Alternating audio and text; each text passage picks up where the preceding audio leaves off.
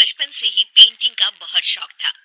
वो हमेशा से ही पेंटर बनना चाहती थी, पर उसके माँ और पिताजी ने उसको कभी भी इस चीज के लिए सपोर्ट नहीं किया और उसकी शादी नीरव से हो गई। नीरव रजनी को बहुत प्यार करता था, पर रजनी हमेशा चुपचाप ही रहती। वो इस शादी से खुश नहीं थी। वो ये शादी नहीं करना चाहती थी। उसे तो हमेशा से पेंटर जो बनना था। अपने इस सपने को वो नहीं पूरा कर पाई, इसलिए वो हमेशा उदास रहती थी। रजनी, बहुत ही बढ़िया फिल्म लगी है, कल देखने चले? नहीं जी, कल मुझे बहुत काम है, मैं नहीं जा पाऊंगी। अच्छा तो कोई बात नहीं, संडे को चलते हैं। देखिए, मुझे फिल्म देखना पसंद नहीं है। आपको जाना है तो चले जाइए। नीरव को मना करके रजनी वहां से चली जाती है और अपने बैग को खोलकर उसमें बंद पड़े ब्रश और कलर्स को देखकर रोने लगती है। रजनी, चलो ना कहीं बाहर खाने चलते हैं, कुछ तुम्हारी पसंद का। जी, मुझे नहीं जाना, मेरी तबीयत ठीक नहीं है। रजनी वहां से चली जाती है। नीरव को समझ नहीं आता कि रजनी उससे इतना दूर क्यों रहती है।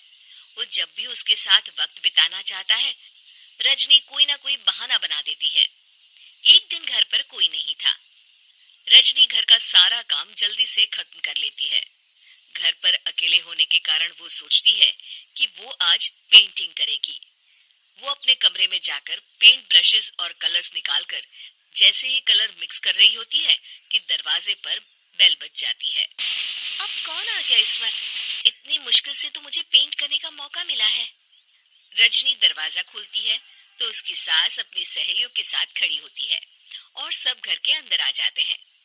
अरे बहू, सबको शरबत बनाकर पिला दे, बाहर तो बड़ी गर्मी है। उफ। जी। रजनी पेंट ना कर पाने से उदास हो जाती है। उसे गुस्सा भी आ रहा होता है कि उसने इस शादी के लिए हाँ क्यों कह दी। वो रसोई में जा रही होती है कि उसकी सास उसे रोकती है। बहू, सबके खाने का भी इंतजाम कर लेना, आज का लंच तो ये सब यही करेगी। हाँ। रजनी बिना कुछ कहे रसोई में चली जाती है। सबके लिए खाना बनाती है। सब खाना खाते हैं और रजनी घड़ी देखती है कि ये सब कब जाएंगे ताकि वो अपनी पेंटिंग कर सके। जब शाम होती है तब सब चले जाते हैं अपने घर। अरे बहू, सब तेरे खाने की तो बहुत तारीफ कर रहे थे, सबको बहुत अच्छा लगा खाना। आपको मुझे सुबह बताना चाहिए था ना कि आपकी सहेलियां आ रही है। पता भी है कितना वक्त लगा सारा खाना बनाने में। अरे बहू, तू ऐसे कैसे बात कर रही है मुझसे? तो और कैसे बात करूं? मैं इस घर की कोई नौकरानी नहीं हूँ कि इतना काम करूंगी। रजनी अपने कमरे में जाकर दरवाजा बंद कर लेती है। शाम को जब नीरव आता है तो उसकी माँ उसे पूरी घटना के बारे में बताती है। क्या? रजनी ने आपसे इस तरह बात की माँ? हाँ, और पता नहीं उसे क्या हो गया है, शाम से बाहर भी नहीं आई है।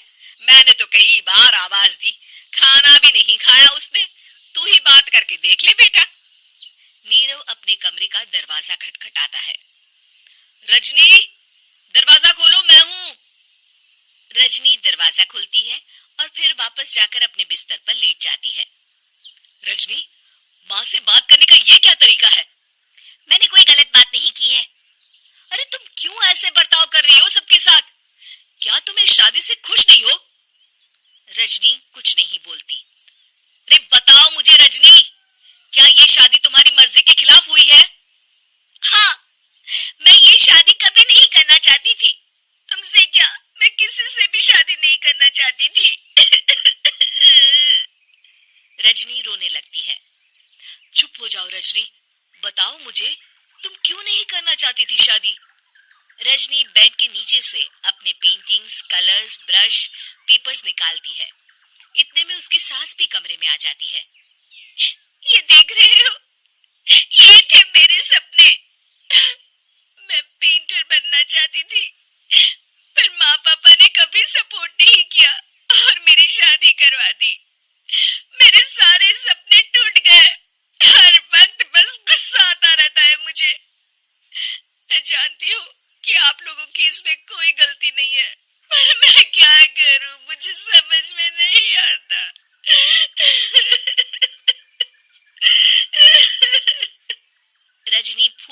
देखकर रोने लगती है। मुझे माफ कर दीजिए, आप दोनों के साथ मैं बहुत बुरा बर्ताव कर रही हूँ। अरे रजनी बेटा, चुप हो जाओ तुम। नीरव पानी लेकर आता है। ये लो पानी पियो और शांत हो जाओ। रजनी पानी पीती है और उसकी सास पेंटिंग्स देख रही होती है।